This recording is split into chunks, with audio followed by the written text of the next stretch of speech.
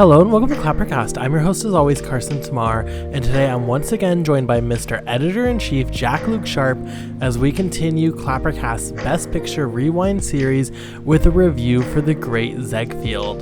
This is a Best Picture winner that I have never seen. This is brand new to me and it's brand new to Jack, winner of the 9th Academy Award for Outstanding Picture. The film follows the life of Florian Ziegfeld, who worked as a theater producer in the 1920s.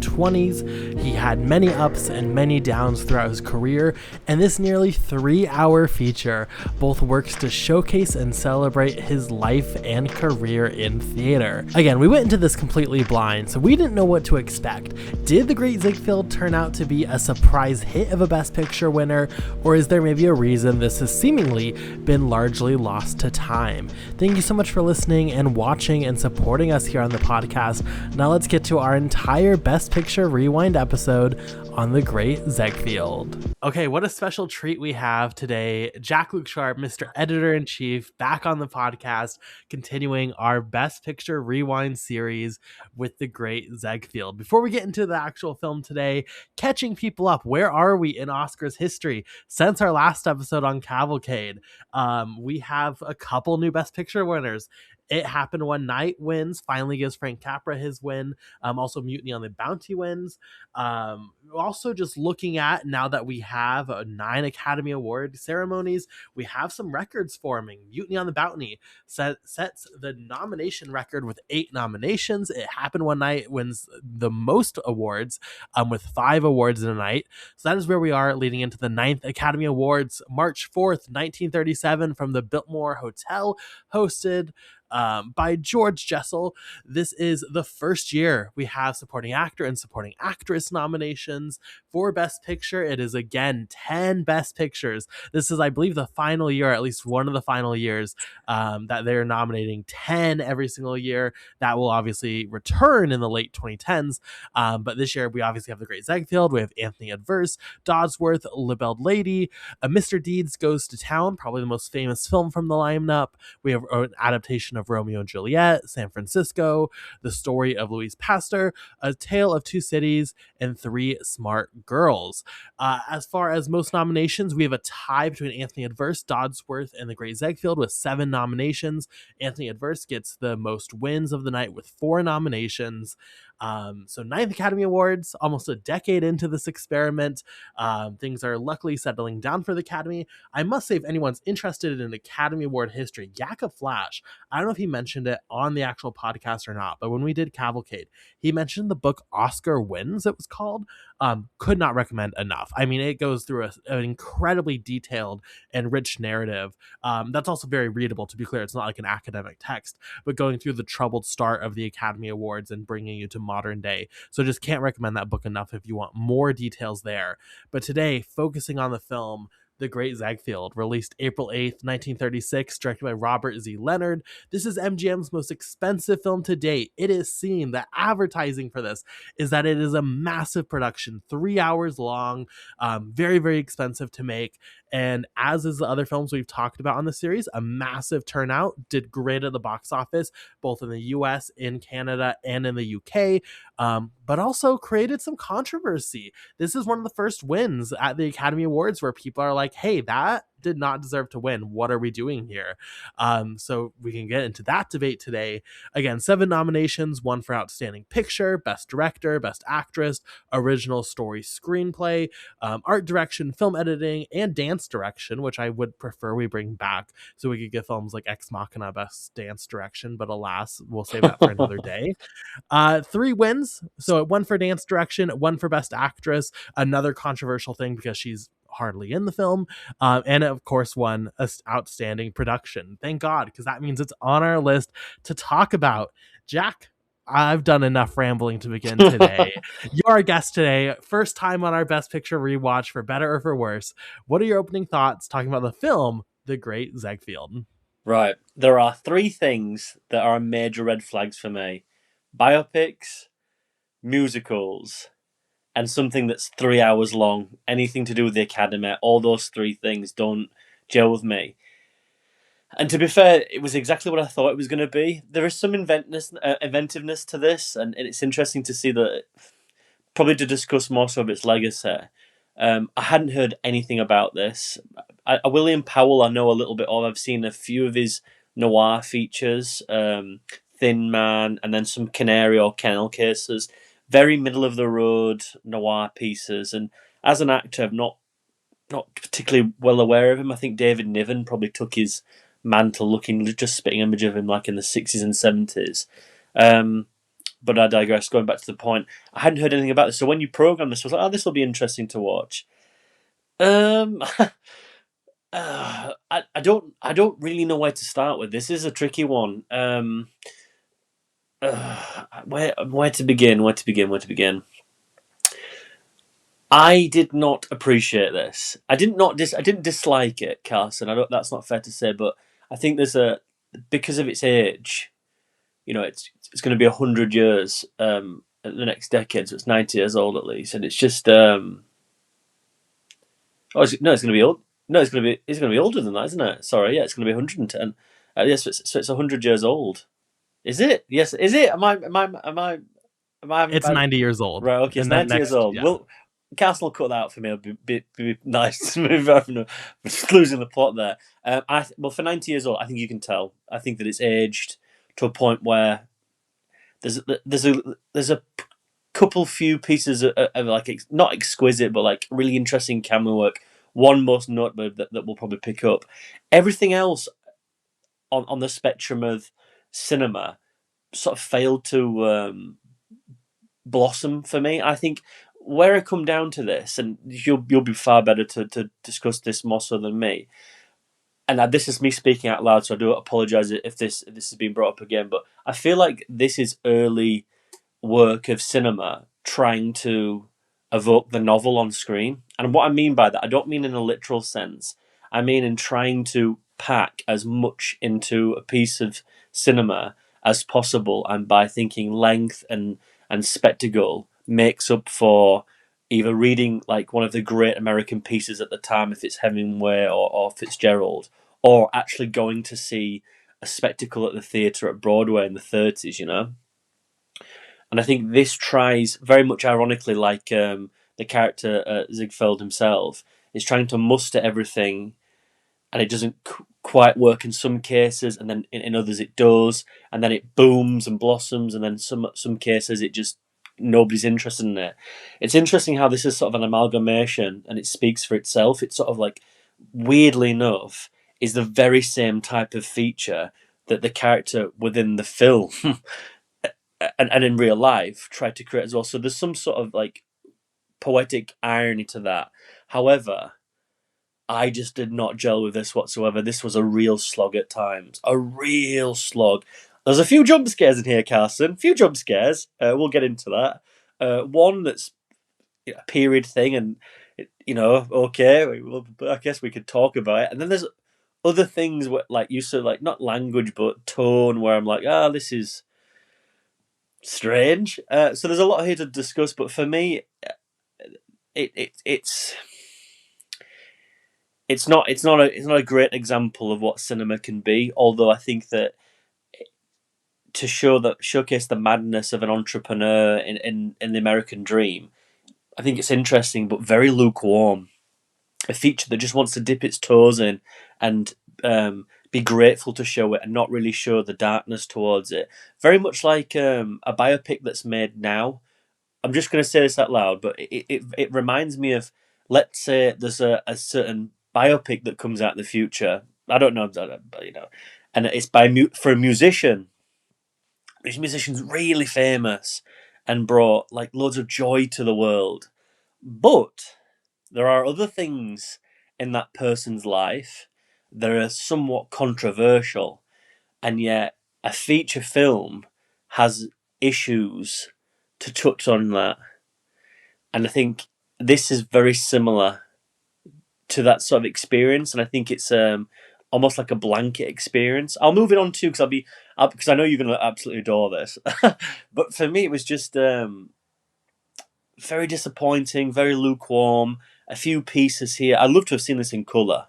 I think this would have been blossomed at least in colour. It would have been a bit more of Fred Rogers, a bit more panache and a bit more personality. But I found this to be extremely cold at times as well. But I'll throw it to you. Yeah, I mean, look, so this is the first one, this franchise or this series that I have not watched before. I programmed it for this podcast. Going through, I know we have to jump, a few years every time. We don't have time to talk about all 100 Best Picture winners. So I was like, I don't know anything about this. It's a musical. I don't know. Let's just program it. Wish I did a little bit more research ahead of time because I'm going to echo a lot of what you said here. Number one, I was not ready for this to be 3 hours. I genuinely didn't know this was 3 hours until I turned it on and I was like, this has to be a mistake. A very interesting capsule of like time capsule of cinema at the time. If this, considering this did obviously win Best Picture, it's a big reaction, did great at the box office. Clearly there was something here at the time to evoke a sense of magic and a sense of awe. And I understand also, like, we are having the privilege of living at the time, whether it's a good or bad thing, of having like the internet and having a lot of media widely available, a lot of art forms widely available. So I could see if you are someone who doesn't often get to see a Broadway level performance, maybe you don't live in a major hub, or you just are nostalgic for that art. I could see you going to this and having a surprisingly like good at time at it back in the 1930s. Now, 90 years later, I'm not sure there's a lot here that works. I thought this was almost unwatchable at points, I will be really honest. Wow. It is, number one, I think, a really bad biopic. Even a biopic that has faults, like let's say The Greatest Showman, which is where I thought you were going, and then you made another poignant piece about a possible film releasing in the future. Even that has like really like decent narratives, I guess you could say, on paper. This film does not have a really strong narrative. A lot of, for being 3 hours especially, there's a lot of stuff that happens off camera. In the third act, there is a moment where he's faced failure, for example, and he's in the barber shop and he's getting his haircut or whatever, and he hears people like laughing about his work, and he's like, well, take this, I'm gonna have four plays on Broadway at once and it's gonna be great. And it's like this unthinkable task, and then kind of off camera he just like does it, and you're just kind of like, well, what am I supposed to gain from this? I'm not really seeing a ton of effort. There's more effort in the first half of the film than the last half. It just doesn't feel like it has a compelling narrative to it as a biopic, where like I understand this guy, I feel like I'm on his journey with him through the ups and downs. You're just kind of seeing him walk through life and have things happen to him, but I didn't find that to be overly compelling. I would say probably the biggest point at the time that stood out for people is like it will launch into like 30-minute segments of dance and song, which, while the production design and costume design is impressive here, I agree completely with you. You stole the words of my mouth that these needed to be in color. Since they're in black and white, so much of the spectacle just is lost in translation getting on the screen. Doesn't help that these are also just so long. I mean, these are so long segments. I did appreciate the random sequence where there were dogs standing on the stage for seemingly no reason. They were not performing or anything. They were just standing there. But these scenes just, I mean, it was hard to sit through, even if at least the artistry of those scenes did something for me. Again, at 3 hours, I thought this was beyond boring at times. I thought the performances were fine. That's probably like, between that and some of the camera work, probably the strongest points within the film. But certainly I did not go on an adventure with this to where I was blown away. I was moved. I felt the power of the art. I felt the power of these people. I felt the power of even just the messaging of what it's trying to say about like, theater as a dying art, not to trigger the Timothy Chalamet conversation from this week, but there's clearly like a sense in here of like, theater is this magical thing and we got to protect it, blah, blah, blah. And it ends with a shot of the Ziegfeld Theater, which like very ironically is going to be very quickly turned into a movie theater and then is going to be demolished eventually. Like it's a film that didn't age well in its messaging. Again, at the time, I guess I could get it. If I was in Oklahoma and I've never seen a performance before like this, and I go to the cinema and I see this grand spectacle of dancing and singing, sure, I get it. Being in 2026, it does not hold really any power for me. Let's focus on that comment about Oklahoma, right? Because I think that's a perfect analogy of what this is trying to do. I think Yeah. this is a combination, and this is where it struggles, but there's quite a bit of an honor here, and quite a bit of like not again not to reuse the phrase, but there's a bit of a poetic justice. Is that it's trying to be a biopic about a character while also trying to honor the very thing that that man did, and I think those two things, and by showcasing the spectacle. The problem is, I think the two things don't gel very well together. We'll start with the latter, and we'll go back to the former. I think the spectacle, like we said, the lack of color. Um, there's a lot of there's an interesting edit in here, which I think is probably the the piece of the puzzle here, no doubt. But everything is just so structured into being the camera stays here, and we just see one thing, and it's very much like where the viewer in the auditorium in the theater watching this burlesque dance or watching these comedians and this singer, we're sort of just stood watching it as we would do in this auditorium. Now that works to a certain extent. However, cinema is such a dynamic, fresh, a living organism. You know, you don't get the feeling that you would be in the theater. It's two different, very much different experiences. I find the theater to be quite invasive, although I can understand why someone would appreciate that. I think that the emotion there is keener. I think you can taste it almost. You can smell it. There's a really sort of animalistic intensity to that, whereas cinema can be it's a lot more fluid, a lot more dynamic, and that's the power of editing. This feature doesn't quite know what to do with its camera at times, and I think by just structuring it one note and directing the camera at the stage and leaving it there, I think there's just a severe lack of just fun or entertainment and exploration. Let's like explore with the camera. Let's use it and let's try evolve the pieces. It's too rigid and structured into one honouring the latter and just not really sort of engaging in itself as a piece of film.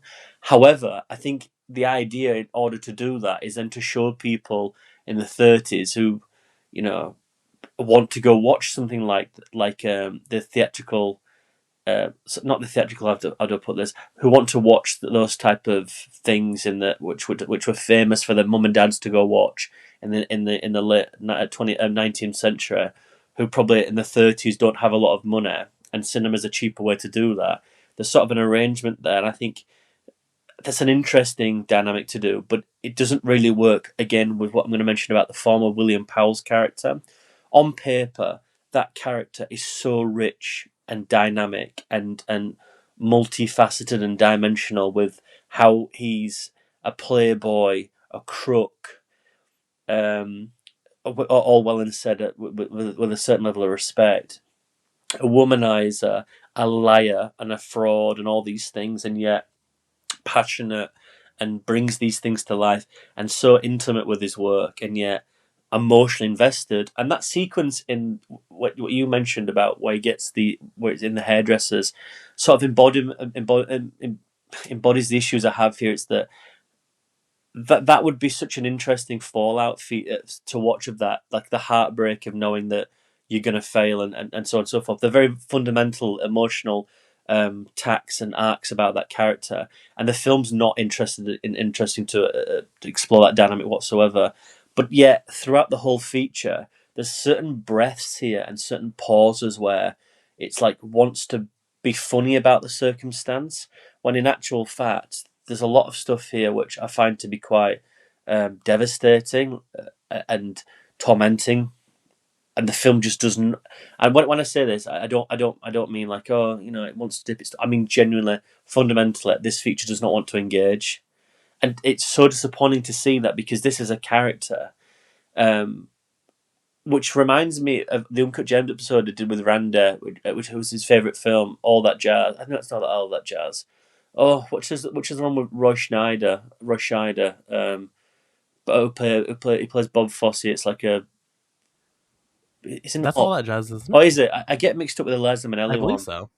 Yeah, that is a film that this should have been, where it's not afraid to, not necessarily exploit its character, but look at the trimmings of fat there as well and be like, this man did a lot of things but there's also the fallout here. There's also the heartbreak of trying to put yourself through it, the torment, and ultimately the unraveling of one's physical and mental health. Um, this feature, it just is so against the idea of just a fundamental idea of just unearthing small pieces here, and it's a product of its age as well. Don't get me wrong, but you look at other features from the 30s, maybe 4 or 5 years before this, and especially around this time, some stuff with Cagney. There's so much more in the B side of it all. There's so much more in the Frankenstein's, the creature features, and there's so much more in the gangster movies with Paul Mooney or and again James Cagney and the Howard Hawks features. This for some reason doesn't want to engage in that, and I think primarily it goes back to the conversation about what's primary and what's secondary, and I think secondary's character, which seemingly takes up none of the running time, and it's like very strange that the edit works there, and yet the primary is the spectacle, and it's got a very lack of that word. If you look at the definition of spectacle, I wouldn't have thought this would have been a visualization of said word. So it's a difficult one. Um, Above all else, aside from that there's nothing really here for me, which is kind of devastating to say. That there's, I mean, William Powell does as much as he can with the material, but he's just afforded nothing, Carson, here. Like, I was shocked that there's nothing here. And I think if you edited this down, you could easily get rid of an hour and a half of just nonsensical performer, and you could have like a B-rate 90-minute feature of a character, you know, goes on a little journey. But aside from that, it was really disappointing to see. So it's an interesting one to trying to look at the 90 years this has had, but I don't really see, aside from the inspiration of the actual character itself, which I think in the 40s is another film that goes into this as well and actually takes footage of this film. If I'm not, I think I can't It remember. reuses footage, yeah. Yeah. I think there's a couple. Yeah, I think there's a couple of sequels that do that. There's definitely a place for something like this. There's definitely a really interesting rags to riches. I mean, Coppola would probably be absolutely like invested in this. Like, oh, this man, like, this is it. And there's a tragedy to this as well. But the film is just fundamentally it's not interested in exploring. And ultimately, the downfall there is like it's difficult to sort of suggest why we're watching this. I mean, you said as well that this. I can't remember. You said at the beginning, but you're like, there's times where like you are willing to like, what am I doing here? Like what, like unwatchable. You said. Yeah. I sort of agree with that to a certain extent, but I don't think you and me mean it in like a really callous way. I don't mean it in that salacious. It just I don't know what it's Yeah. asking from the viewer here. Do you? I don't know what it's giving me. Like, what's it providing me? Like a spectacle to something that I'm not interested in watching, and but doesn't do anything with it. It's sort of providing you something you didn't ask for and then charging you for it, which ironically is exactly what Ziegfeld would probably do. Did you understand what I mean? Such a strange. Yeah. It's like such a strange relationship between viewer and film here. And I'm. It's more sort of a personal thing than I think it's a personification from the film. It's just very odd to me. Very odd. Yeah, it's just clear that it's not swinging for the fences really in No. anything. Even in some of the supporting characters, there are like interesting angles you could have about talking people like into performing or giving him money. There is like alcoholism at points. Like there's a lot here that if you wanted to just have like any ounce of, I don't even need to say like venom, but just like any ounce of like a backbone of like serious, we're about to do something of substance, you could. And it's weird because at the time, like cinema is not necessarily the cleanest art form at the time with narratives and stuff. Just from 36, you have Sabotage, which is like a very mean film, I would say. You have The Devil Doll, which we talked about, Dracula's Daughter, even Modern Times, like even that's a joyful Chaplin film. But like there's at least something there talking about workers' rights and stuff that has something of substance. It's not like film at the time is not substantial or it's not engaging with like darker themes or engaging with like questions of identity and narrative deeper than this film is. It just feels like this film is like very much so going through the motions. I guess how I would describe it, and this is not exactly true, but in spirit, I think it's going to ring true. It's like if you took like this is a strong Broadway play, and then you had like a little like a kids school do a production of it, to where like yes, everything's technically here, but it's obviously not going to go into any like actual depth, or it's not going to go into any actual substance. It's just kind of playing the hits, which just feels weird for it being 3 hours. It feels weird that it is 3 hours long, and it feels like it refuses to engage in its characters as much as it does. I also know like I believe the actual like rights to this guy's life, like it was very quickly done and the film was quickly made.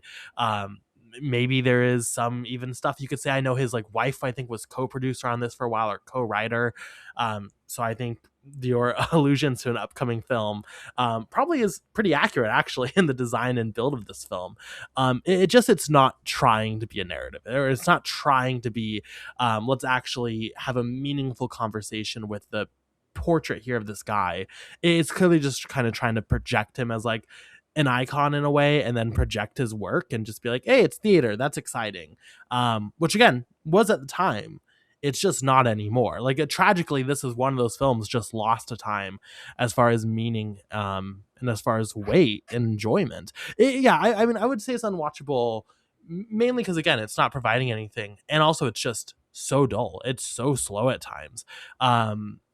It's a baffling film. I don't think I've ever seen a 3 hour film. I'm sure I have. I'm sure this is going to be exaggerated, but like, I don't know if I can think off the top of my head really quickly of a 3 hour production that just like is so seemingly purposefully nothing.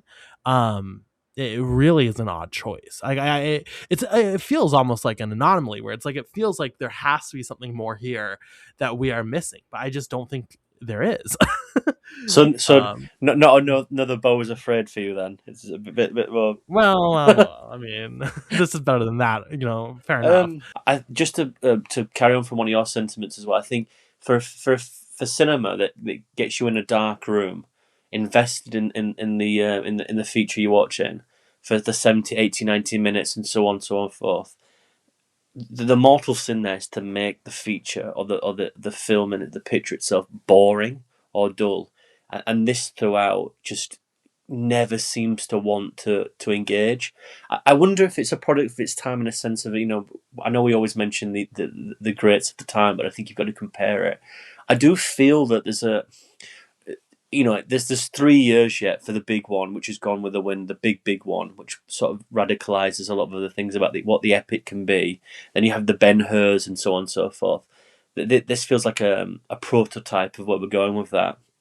But I still feel that at this time, and this is where you need someone like with a higher level than me to discuss about this, because I'm not too sure about the context of the time.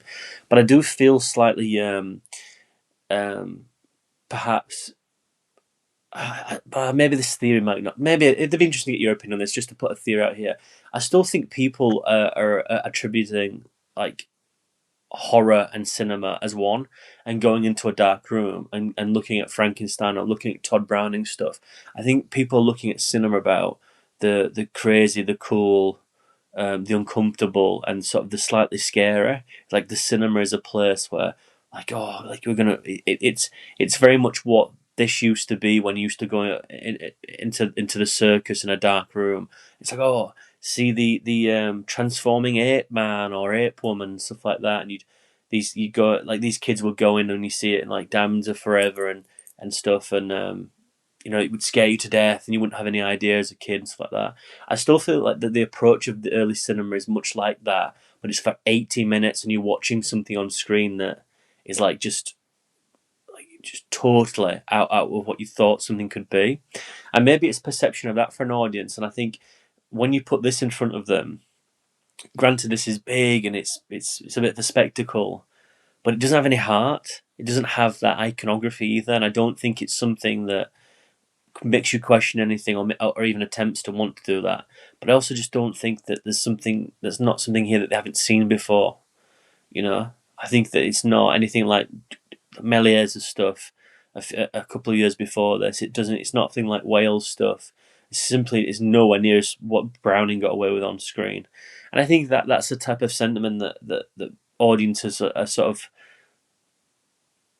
maybe not to defend the film at all, but I'm not necessarily sure if the filmmakers know what to do with this material yet.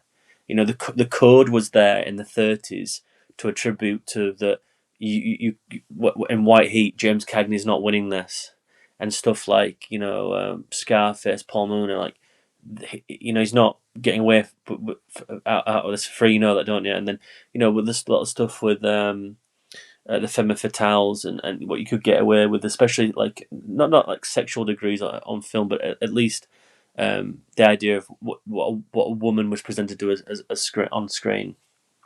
But all those codes sort of preordained what you could get away with, and therefore the filmmakers took that and made something with it. I don't necessarily know if the filmmakers had an idea of how to articulate themselves with something like this.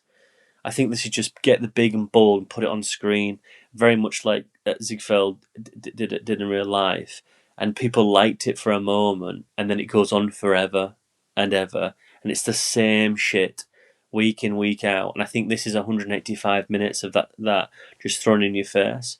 And again, there's a poetic irony to that, and that's not lost on me whatsoever. But dear me, I mean, there's very little to attribute here where I'm like, oh, this is amazing. I think we should probably talk about that edit, which is like a fake edit as well, which I think for its time is pretty spectacular. But it goes on and on and on and on and on and a little bit more, and it's just you know. Everything, I think this every time this film gets into second gear, it's like it stalls, and you're just rolling down the hill, and it's like, oh, yep, yep. And then you know, that it's just that idea of, you know, that it presents something that's intriguing on the surface, but there's nothing there at all. I mean, that edit cost them $200,000. I read in 1936, $200,000, and this film made money. I mean, it's just I don't quite know who's cooking the books there, but you know, Warner Brothers now would probably have a hard time to convince that, but the IRS in 1936 weren't really that bothered, were they? But I digress. I don't know how you felt about it, but I think that, again, that edit just comes to define the feature at all. It's on the surface, it's an interesting thing, but it just prolongs and prolongs and prolongs and prolongs, and it's you sort of come to the fact of 5 or 6 minutes into it, it's like into a scene, or even, you know, 3/4 of the scene. Let's say, I'm not going to be pedantic. It just loses me, and I begin to sort of not reject it, but I begin to pull away and be like, I think these are the moments you were talking about unwatchable. I think that's very much it for me. It's like, do you know what? I'll do an audible personification of it. I'll go, and that to me is the biggest red flag. I'm like, oh, you've lost me now. I don't know. I feel like you're the same, but there's multiple moments for me. But I was somewhat impressed with the edit. I think that's the moment. But it's surrounded in a feature that's just, if that's it, you know, it's not really there for any relevant reason aside from just, I don't even know why it's there. Actually, I'm not necessarily. I mean, you might know. I don't. Did it do anything for you within the feature or what? I can't make any arguments for it, I'll be honest. It just keeps going, like you mentioned. And I think it's sad because at 3 hours, like, you start to realize pretty quickly, like, this is not going to do anything. And then you have this realization of like, oh, I have like 2 hours of this left, and I know it's not going to be doing anything. Like, it becomes pretty brutal. Like, it really becomes like a test of endurance in a way that, like, most films I watched are not this level of endurance. It's I also think, like, when you talk about this film, the size, as you mentioned, and the cost that goes into this, again, the most expensive film in that studio's history at the time, can't, like, kind of be ignored. I think when you look at this film and you're like, yeah, it doesn't really make a lot of choices, and even under the code and stuff, I mean, you're going to see someone like Frank Capra, for example, just blossom with these really sweet, and not to talk down to them, I think a lot of those films are fantastic, but like a lot of sweet narratives, a lot of feel good narratives. Like, I don't necessarily blame this for not being like this horror toxic film looking at, you know, the cost of being an artist or whatever.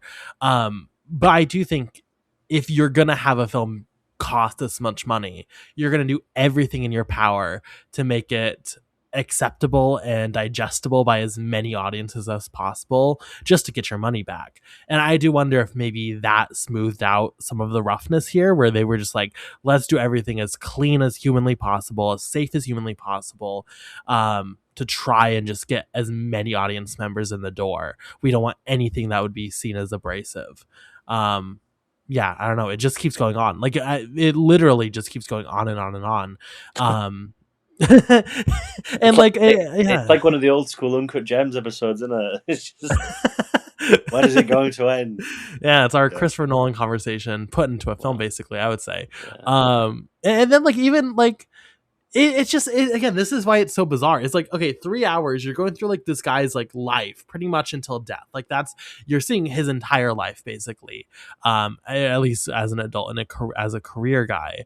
But like there's just nothing. I don't know. I assume no, and we've kind of said this already, but like, there's just no part here that like evokes emotion. There's no point, even like as he's sitting there dying, looking at his theater, I'm like not getting any emotions from it. As he's meeting his different wives, and he's like, just like again back against the wall, trying to do the impossible, trying to overcome adversity, or trying to get money for these projects, or in the moments of success, the moments of failure. Like, it's just wild to me how bland. You mentioned there was no heart. I think that's like exactly just what you have to chalk it up to. It doesn't feel like there's a love even for the art form, even for the guy being projected in his craft. It just doesn't feel like there's like a love for the material, that there's a love for like, how do we evoke, like, you know, the creator feels this emotion about his story, or feels this emotion even because of the art he created, and how do we project that? It just feels like it's going through the motions. It's so bad. Like, respectfully, it's not good. Well, I mean, one of the worst things, not to shit on this even more so, but it probably has to be said. I walk away from this and I ask myself, like, what's the point? And I think you mentioned it earlier about just running into the feature by someone's family relative and getting it made. And I think that severe lack of not wanting to question certain things. It's when you walk away from this, what do you learn? What do you take away from it? And to be fair, all it says is that if you're a bastard and you're a swindler and you're just terrible to women and you take money from everybody and anyone, you sort of just don't seem to suffer whatsoever. And I think, yeah, I think there's probably two good scenes here. I think that edit and what we mentioned before. I do think that when he has the penultimate conversation with his friend, who were friendly rivals, I think there's something there when, you know, there's a sort of a bit of emotion there about not being able to even at the end admit to each other and just keep up a straight face. There's a bit of fun there, and I quite like that touch to it. And I think William Powell does enough with that material. But like you said, I think how the film just devises, not devises, sorry, yeah, just curates that sort of imagery at the end and dying and stuff like that. There's just a little bit more. There's just more to be desired, I think, from the whole thing, and even the intimate moments with his wife ringing up, his ex-wife ringing up, and he's going to get married again. There's like moments where there's something there, but it's just so uninterested about getting it away from those moments. But I walk away with this and I just think, in 2026, 90 years on, I walk away just very empty. I've sort of failed to not see the same thing in 1936 as well. I don't think anyone walks away from this and thinks, do you know, that's the spectacle of the summer. You know, I feel, not to speak for the Academy here because it's very rare they get things wrong. You know, we'll get to 2020, 2016, and that year will be interesting, won't it? But I just fail to see the advertisement, the panache, the creative juice, the interest of what the spectacle that cinema speaks for itself as. This is an advertisement of the material, and I don't see the. Again, this will be thrown back to you straight away here, but I really fail to see the lineage between this and the Academy recognition. I feel like this is insider trading, where it's like, all right, big movie here about one of the greats, you know, because obviously I think the year before wasn't there a bit of controversy with Betty Davis, who they Yeah. thought should have won something and then gave her an award. Like there's just a lot. There's a lot in the early Academy, even probably more so now, where it's like, oh, that's suspect. That seems quite strange. I think there's just one of those things where, we need to get some money back, and let's get in some more theatres and Academy Award. We nominee. Let's put something up, and I think that's probably the where that comes from. But for me, I just don't see the connection. I don't see what the Academy says about this and sees in it. You would be far more eloquent to express yourself on that subject than me, but I really fail to see where those two collaborate with each other. Yeah, I mean, I'm not gonna say that they were like, "Hey, MGM overspent on this movie, and we want to give this a boost to do them a favor." I'm not gonna say they didn't do that either. To be fair, it is bizarre, right? And I mentioned at the beginning, like there was quite a bit of controversy with this winning, especially I would say with Mr. Deeds Goes to Town right there. I mean, that's kind of everyone would be like, "Oh, that's the better option," but like I do think that's like such a best picture winning film, and it not winning is very weird for this. Also because this is like not, I think a lot of people tend to get this negative image around whoever the Academy will give Best Picture to, and I think it's deserved a lot of the time. To be clear, we will go through all of them, but I think that this is very abnormal, even in terms of like the Academy awarding Best Picture. If you look at the Best Pictures around this time, there's no real other time where they give to something just because of the spectacle, just because of the size of the production, seemingly. It's also weird that like it is pretty explicitly racist in quite a few scenes, Oof. not just in the use of blackface, which is a jump scare in multiple sequences. But there's also Yep. some really negative, damning language in here, especially about the indigenous people of America, which is weird because the Academy, like a few years before, awards Cimarron, which is not a perfect film, but it certainly is a film whose message is like, it is wrong to view indigenous people as being lesser than, and we should like recognize them as people.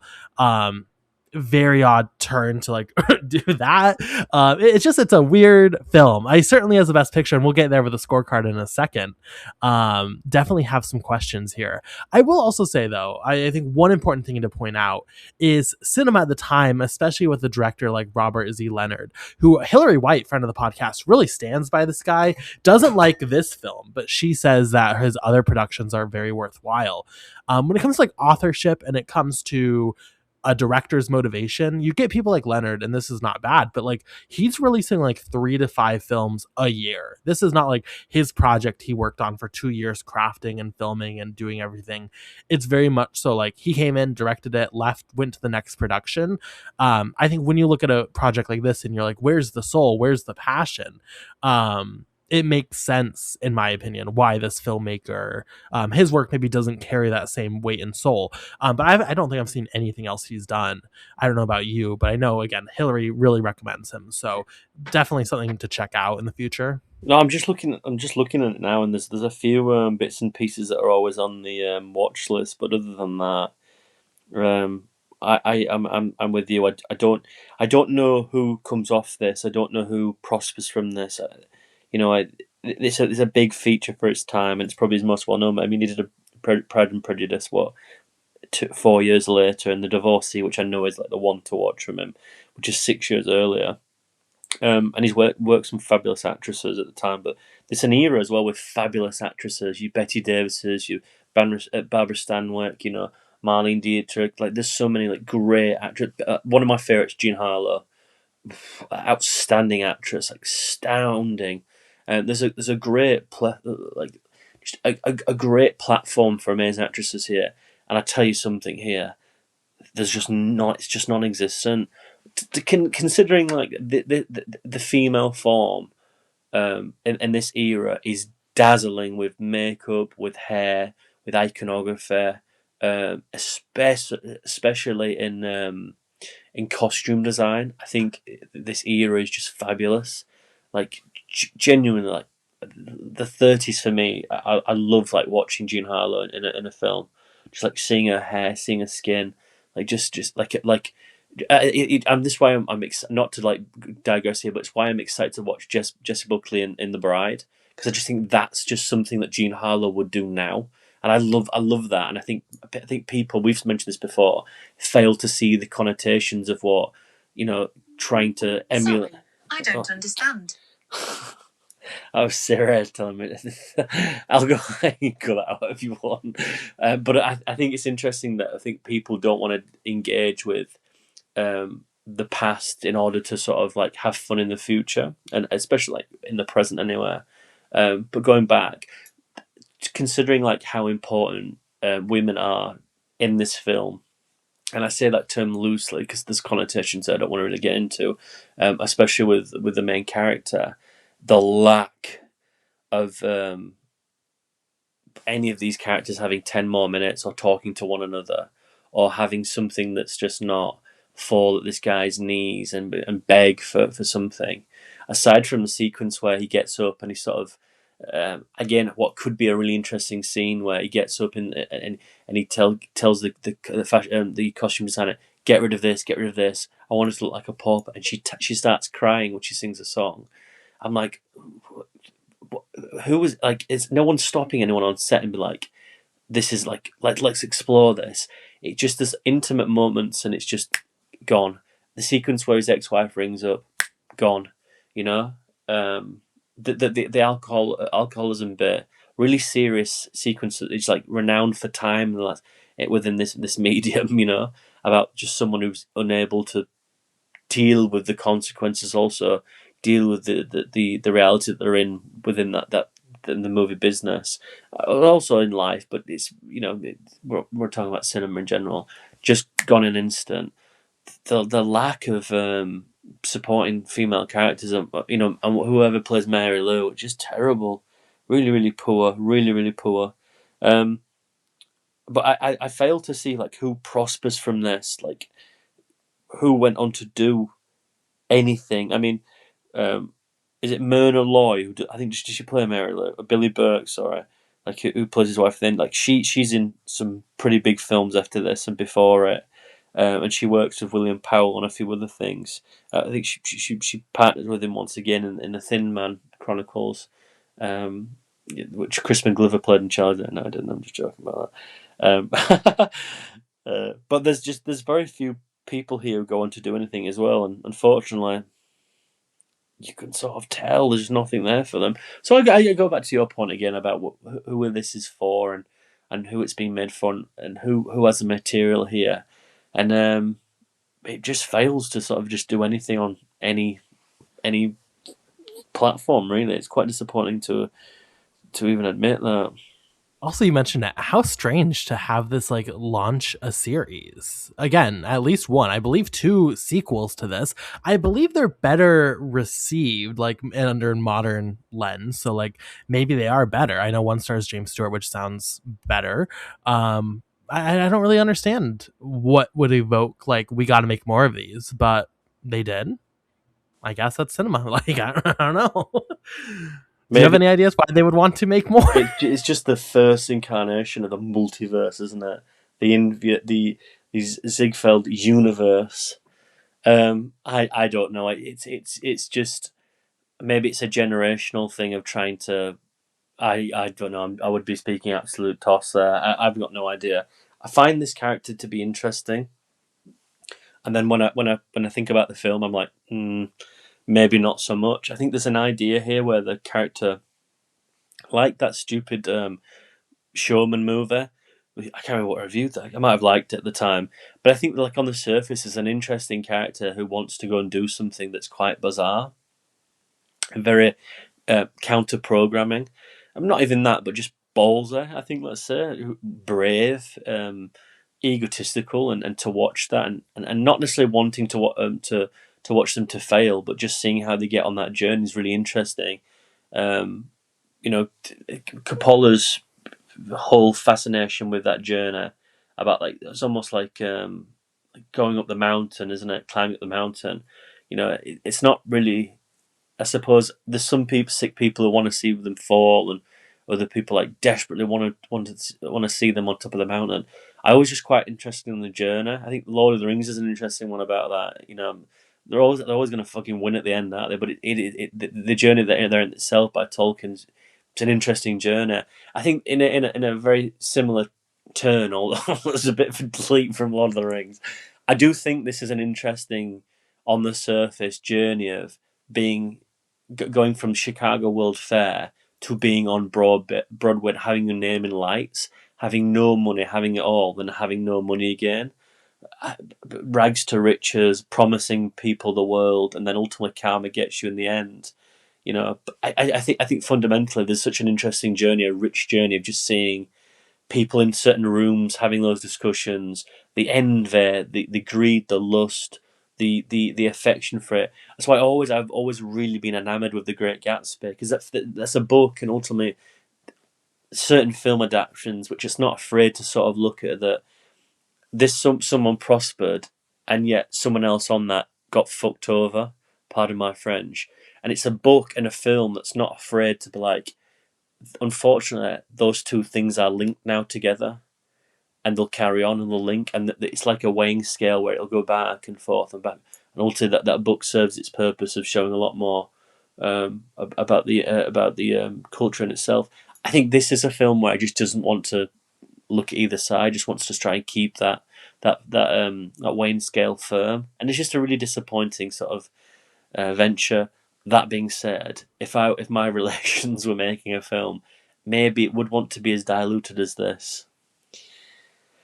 Maybe that wants to be the lasting memory. I don't know. Maybe people watching this and be like, "Oh, Ziegfeld, just a top bloke, just a top guy." And I think there's probably a few more demons in there, like there is with everybody. The people are multifaceted. There's very much more than the one dimension that this puts forward. So you could argue yes or no if it does any damage to a legacy, but where that comes into people wanting more of this, I am just as shocked as you are. I don't think anyone is clamoring for a sequel. Let's make the unofficial sequels, or let's continue this trend. I'm not too sure, Carson. Then maybe you'll have some more information than I will, but I don't see the fan group, on the fan group of the podcast. Not to trigger anyone, if you're part of the Ziegfeld, if you're one of the Ziegfeld, whatever you all want to call yourselves, I don't have a cute name for you guys now, part of the fan base, if you're a stan of this, I'm not trying to shit on your franchise or your film or your love. I'm just not seeing it for me, and that's valid. The one thing I'll just say before we get into, I would like to get into the scorecard is, Jack, you mentioned the rags to riches element of this, which I agree is there. Also, though, very common in cinema at the time when we talk about inventiveness, about effectiveness, about like that narrative bringing power. It's true, but also there's probably 100 films every single year at the time doing that same story. At least most of them, I would say, better, at least quicker. So I agree with you, but I do think that's not necessarily the biggest selling point for this at the time. But I agree that it does stand still as being there. With that, let's get into our best picture scorecard. As a fun little, and everyone on the internet, this is fun, little way to wrap these up. We rate every single one of these on a scale of 1 to 5 for 5 different categories. We have a little bit of a spectrum now because we have 2 of these before. Wings is definitely high. It got 22 out of 25. Cavalcade, our lowest, with I think it was 9 out of 25. So we'll see, does Ziegfeld break one of those sides of it, or is it landing in the middle?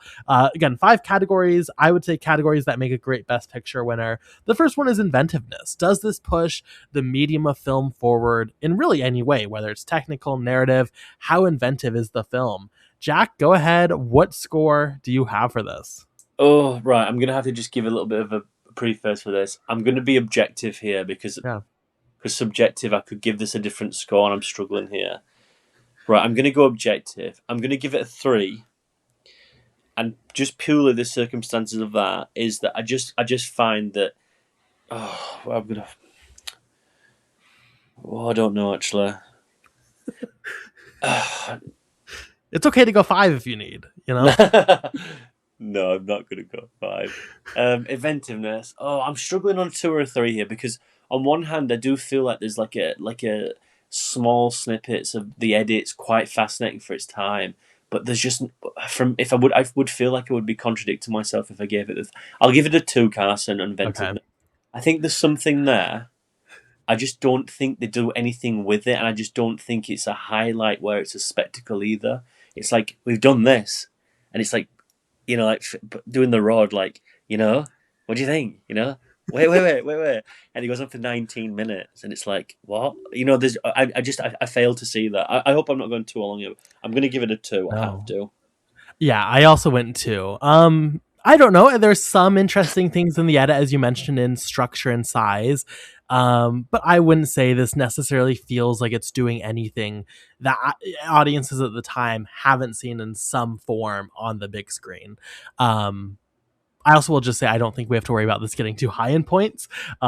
So if you want to throw on a 0.5 in there, I don't think that's going to hurt overall. But I have to go 2. So yeah, we're at a 2 overall for inventiveness. Next up, viewing quality. How is the film to watch? It should be watchable if it's going to win Best Picture. Look, I have said it before on this podcast. I thought it was unwatchable at times. It's not like it's just, I guess it's hard because especially I'm coming from this at a 2026 perspective, but like I don't think any of the drama is interesting. There's a couple of scenes, as you mentioned, in dialogue where it's like there's actually like I guess a core of something kind of emotional happening, but that's the best I can give it. Even the dance performance sequences, because it's not in color, they end up falling very flat for me. I have to give it a 1. Cavalcade, I gave it 2 because I was like, at least you could laugh at the film. I don't think you can laugh at this movie. I don't think it'd be funny in that way or interesting. So I'm at a 1, which is pretty brutal, I admit, but I'm sorry. Jack, where are you for viewing quality? God, I'm gonna have to go a 1 as well. I hate doing this, but I think the experience, the experience of the viewing quality is just the 185 minutes. It's just absolute, like this. It's Guantanamo Bay esque, torture, isn't it? Sitting through this with just out a second of just being able to sort of take a breath. It's dull. It's far too long. It's self-indulgent. It's grotesque. There's nothing inventive on the most part, aside from the few sequences itself. There's nothing that sort of just tests the waters. It has to be a 1, doesn't it? It's sort of done after the first hour, and you're there for another 2.5, aren't you? So I have to go 1 as well. Yeah, it's a rough one. I don't think I could do it again. I think if Uncut Gems, this is like one game I play with this where I'm like, if in 3 years Jakob is like, we're doing an Uncut Gems on this, would you be on this episode? Would I be able to rewatch it? And I just literally don't think I could. So No, I think agreed. that's fair. 100%. Next up, how strong is this as representation of the year it's releasing? Best Picture should represent that year in cinema and that year in culture. This is always the hardest award because we do not live in the 1930s, so it's a little bit speculatory. But Jack, where are you for how well this represents the year? I mean, in an ironic way, you could say 5 because it's it's very controversial. It's the language against children is weird. Its use of blackface is sort of like very uncomfortable on multiple occasions. Like you said, there's certain like comments and things about ethnicities and specifically like cultures that just feels like. All right, like, just very strange. I don't know. I don't think it does a particularly great thing about looking at culture in general. So you could say 5, but I think that's an ironic way. How good the film of the year was just an awarded, and this is a tough one. Because this is a few years after the Depression, and yet a few years before the war. So it's a time of sort of intrigue. I think cinema's had its iconography with. One thing I struggle with this cast and this one is that not only are we talking about a film from the late 30s, but it's also not set in that time as well. It's set true. Earlier. It's a tough one. Representation. I'll go. God, this is really tough. Because I could say, well, actually, it showcases a man who's an absolute diabolical piece of shit, and that therefore it's correct. But I feel like that's not that's not what you're asking here. Hey, if you give this a 5, that's your No, rating. I You can can't do do. I what you wouldn't. want. They'll be coming for me. Don't worry.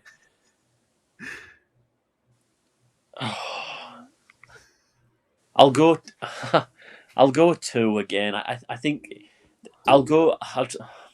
I'm trying to put it in the context of what it's trying to say, but then how it also represents it not only in tone but in genre and spectacle. I think it's almost there. No. I just think it's just very dull. I mean, I could give it a 3. I think. What would you give it by any chance? I'm gonna give it a 2. I'll go 3 then. I think Okay. representation. I think it tries to do something. I think it tries to at least honor something that came before it, especially a Broadway type of the musical. I think it's an interesting exploit, but I'm giving it a push there at 3, but I'll give it a 3. No, that's very valid. I mean, I definitely see the argument, and I think there are ways where almost like more cynically you could be like, this is actually really good representation of the year. I don't know. I just look at the other cinema created. I look at how I understand culture, and it does this have a message in it that really I think resonates with that culture. And I see basic ideas. I don't see this being necessarily super. I think if you asked a random person on the street, what was your experience this year? What is your fears or desires or hopes or whatever you want to say? I don't know how much would be represented in this film, so I went with the 2. But I definitely could see the argument for 3. That one's always really tricky. Speaking of tricky, the next one is Legacy. A Best Picture winner should have good legacy, especially it's been 90 years for this thing to catch on. And it's hard because like the legacy for this film, at least from my understanding, is like there is none. No one talks about this movie. This is not seen.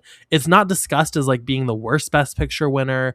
It's not discussed as being a particularly good Best Picture winner. Like, I feel like if you had a lineup and you asked people, even people who like film, who are into film, and you had 10 titles and it was like 5 fake titles and 5 real titles of film that won Best Picture, I don't know how many, if you asked which ones were real, I think people would genuinely get this wrong. Like, Yeah. I just don't think there's no legacy. Which then it's hard because it's like, as a scoring, is that good or bad? I mean, I guess I went with a 1 just because there is none, but it's a strange film. Where are you? 1.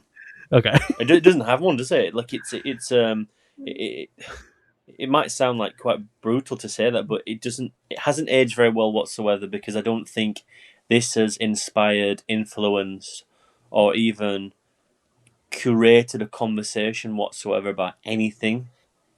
I think it's a bygone era, undoubtedly. I agree with you. I think that's a great example of 10 fake names, 10 real names. Which one Best Picture? I think I would probably not have picked this either. No. I think that's how much like I'm out of the loop here.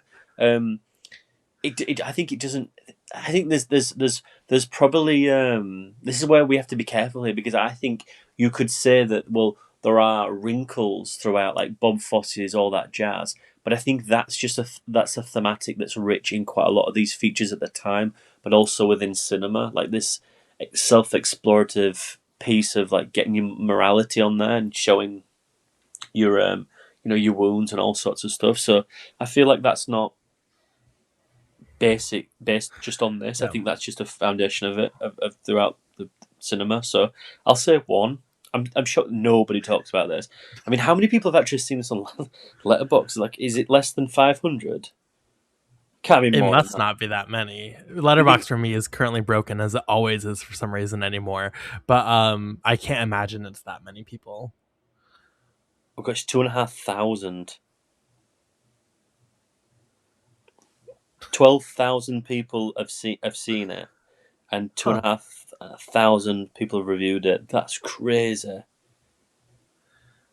That's crazy. I tell you what's even funnier, Carson, on about Legacy, which you probably agree with this. If this hadn't got Academy Award recognition, this would be under 200 reviews. Oh, 100%. So whatever deal they did, MGM and the Academy Awards, probably solidified it to have some form of reputation for the 90 years. But dear me, if that hadn't gone through, like where would this be now?